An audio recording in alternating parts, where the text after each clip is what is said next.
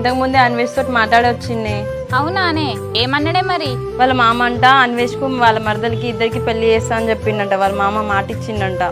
అయ్యో ఎట్లనే సంధ్య, మరి అన్వేష్ నేను రిజెక్ట్ చేసినట్టేనా?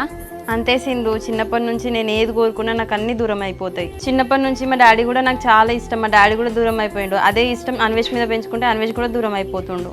సంధ్య నువ్వు ఇక ఏం బాధపడద్ది, నేను ఇంటికి వస్తున్నా. అమ్మా అన్వేష లేడా? వాళ్ళు ఏడు సురేష్ ఎడిపోయిండో. సరే అమ్మా, నీకు ఒక విషయం చెప్తాం మీ కోడలు గురించి. మరి మన మధ్యనే ఉండాలి, ఎవరితో చెప్పొద్దు. ఇక మీ కోడలు చేయదారిపోయిందమ్మా. ఆమె ఎవరితో బండ్ల మీద ఇష్టం ఉన్నట్టు తిరుగుతుంది. అవునా? వాడు ఎవడు బిడ్డ? మన దొరకబట్ట పెళ్లి బిడ్డ, మన సంగతి చెప్పుదాం మనం. ఆమె ఏమన్నా చిన్నపిల్లనా అమ్మ?